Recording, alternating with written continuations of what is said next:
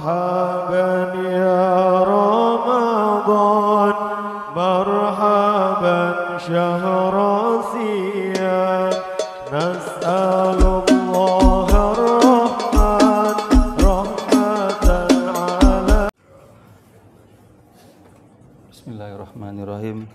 Assalamualaikum warahmatullahi wabarakatuh. Alhamdulillahi rabbil alamin. Wassalatu wassalamu ala asrafil anbiya'i wal mursalin wa ala alihi wa sahbihi wa man tabi'ahum bi ihsani ila yaumiddin. Amma ba'du. Hadirin jamaah Masjid Al-Ikhlas yang dirahmati Allah Subhanahu wa taala. Pertama dan utama, marilah kita panjatkan puja dan puji syukur kita kehadirat Allah Subhanahu wa taala atas segala limpahan rahmat yang telah diberikan kepada kita, baik itu nikmat sehat, nikmat panjang umur, dan nikmat iman Islam, sehingga kita masih dapat berada di tempat yang mulia ini dalam rangka melaksanakan ketaatan kita kepada Allah Subhanahu wa taala. Semoga salat yang tadi kita tunaikan mendapatkan pahala dari Allah Subhanahu wa taala dan menjadi pengubur dosa-dosa kita.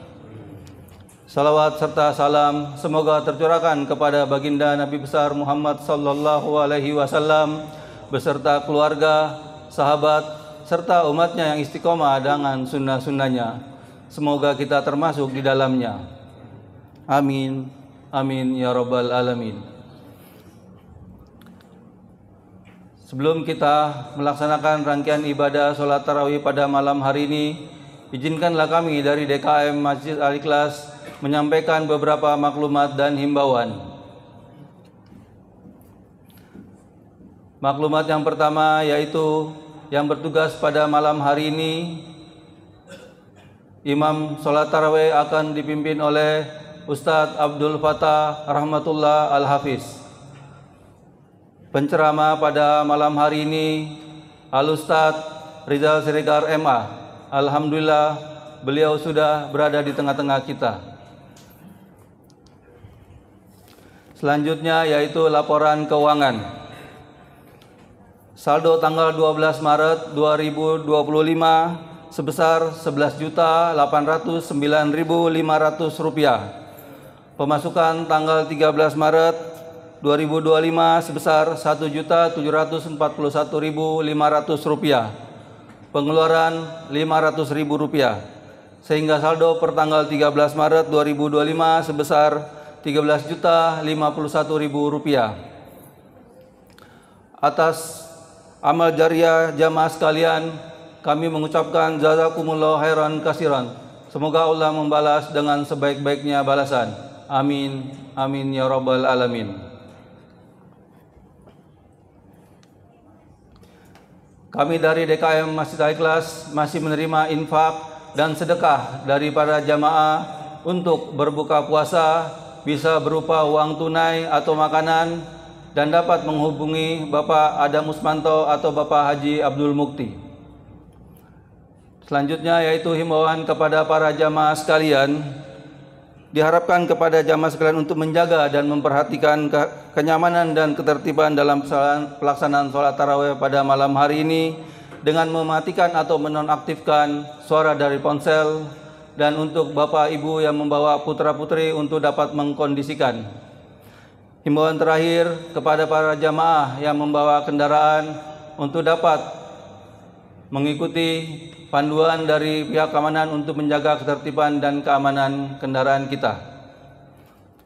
Demikianlah beberapa maklumat yang dapat kami sampaikan. Akhirul kalam. Wassalamualaikum warahmatullahi wabarakatuh. Kepada Ustadz Rizal Siregar kami persilakan.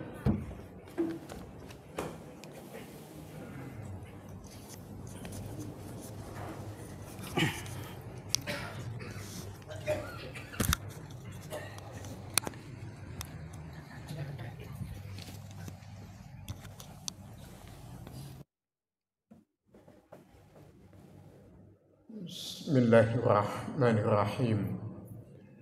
Yang kami hormati Ketua Pengurus dan segenap jamaah Masjid Al-Ikhlas, Ikhwatal iman rahimani wa rahimakumullah. Hamdan wa syukran lillah. Salatan wa salaman daimaini mutalazimaini ala khairi khalqillah Muhammad ibni Abdillah sallallahu alaihi wa alihi wasallam. Usi nafsi wa iyyakum bitaqwallah wa ta'ati rasulihi la'allakum turhamun. Uhayyikum jami'an tahiyatan islamiyah. Assalamualaikum warahmatullahi wabarakatuh. Sehat Bapak Ibu? Kita taat asas. Malam ini judulnya kultum, bukan ceramah. Jadi kultum itu kepanjangan dari kuliah terserah antum. Kita tidak pakai durasi waktu, kita pakai kode alam saja. Kalau kita sudah dapat ada 3 jamaah yang menguaf, kultumnya selesai. Alhamdulillah saya sudah nemu 2. Lagi nyari satu-satu biar cepat selesai. Insyaallah mudah-mudahan sebelum pukul 8 selesai kultumnya. Tema kultum kita malam ini Bapak Ibu sekalian adalah kita punya kendala tapi Allah punya kendali. Kita punya kendala tapi Allah punya kendali. Tema ini kita simpulkan dalam 2 pertanyaan. Pertama, mohon izin Bapak Ibu sekalian dengan segala hormat dan ta'zim. Seandainya jikalau sekiranya andai kata di kantong Bapak Ibu sekalian malam ini ada uang pecahan 110.000 rupiah. Kemudian ada kotak amal lewat depan antum. Itu kira-kira yang masuk kotak yang mana Pak? Alhamdulillah. Kalau 115.000 rupiah yang masuk kotak, kalau 116.000 Pak, kalau 116.500.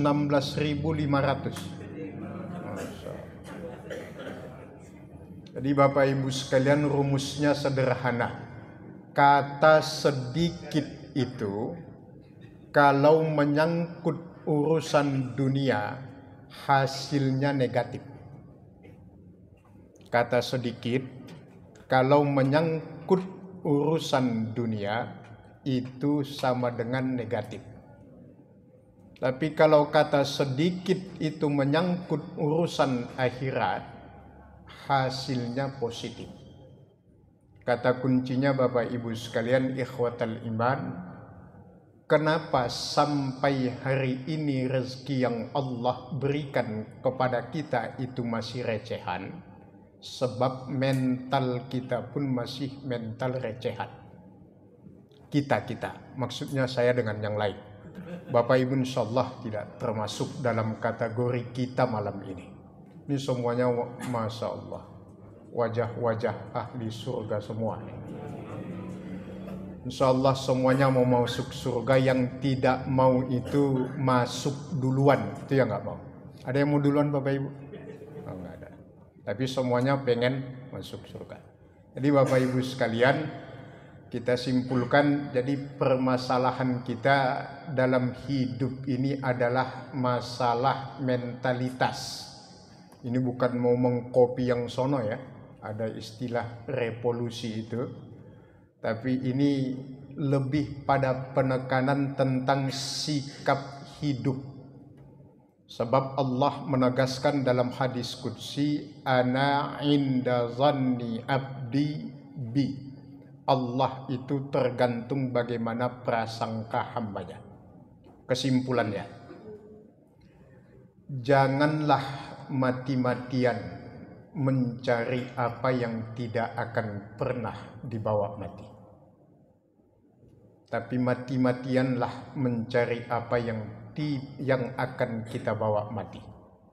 Yang enggak dibawa mati enggak usah mati-matian. Bahasa Jawanya ojo ngoyo. Biasa saja, enggak usah maksa hidup ini. Toh mau sepaksa apapun, ujung-ujungnya juga semua yang kita miliki akan kita tinggalkan atau meninggalkan kita. Baik, pertanyaan kedua. Bapak Ibu punya masalah sekarang? Ulangi lagi nih. Bapak Ibu punya masalah sekarang? Bohong. Bapak Ibu kalau sekarang nggak punya masalah, toh buktinya enak-enak amat duduk senyum-senyum aja, nyaman banget antum duduk. Jadi Bapak Ibu sekalian, pada hakikatnya kalau sekarang kita tidak punya masalah, masalah kita itu nanti setelah sholat tarawih. Jadi pada hakikatnya kata Allah dalam Al-Quran, masalah manusia itu cuma dua. Pertama, memikirkan sesuatu yang belum tentu terjadi. Dan yang kedua, memikirkan sesuatu yang sudah terjadi. Padahal hidup manusia ini di 3 waktu. Tadi, sekarang, nanti. Kemarin, hari ini, besok. Sibuk dia mikirkan besok. Padahal belum tentu juga kita hidup sampai besok. Memikirkan yang kemarin juga nggak perlu sehebat apapun kita memikirkan, sekuat apapun nggak bisa dirubah, Pak. Sudah terjadi. Kalau itu dosa, tinggal mohon ampun kepada Allah. Di masyarakat kita banyak yang merasa punya masalah sekarang. Kadang yang dipikirkan mudik lebaran, Pak. Makanya kalau ditanya berapa hari lagi lebaran, wah bisa jawab deh. Berapa hari udah puasa, nggak bisa jawab deh. Karena yang ada di dalam kamusnya sehari-hari sekarang itu adalah hamin. Hamin sekian, hamin sekian, hamin sekian. Pusing, stres, Pak. Padahal belum tentu juga sampai umurnya lebaran nanti. Harapan kita sih nyampe. Doa kita semuanya mudah-mudahan panjang umur. Tapi tidak sekedar panjang umur, tapi juga harus panjang umur dalam ketaatan ibadah. Apa kesimpulannya Bapak Ibu sekalian? Kita boleh kehilangan sesuatu karena Allah, tapi jangan sampai kita kehilangan Allah hanya karena sesuatu.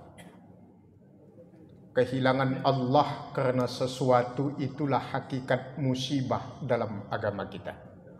Tapi kalau kehilangan sesuatu karena Allah itu bukan musibah, justru nikmat.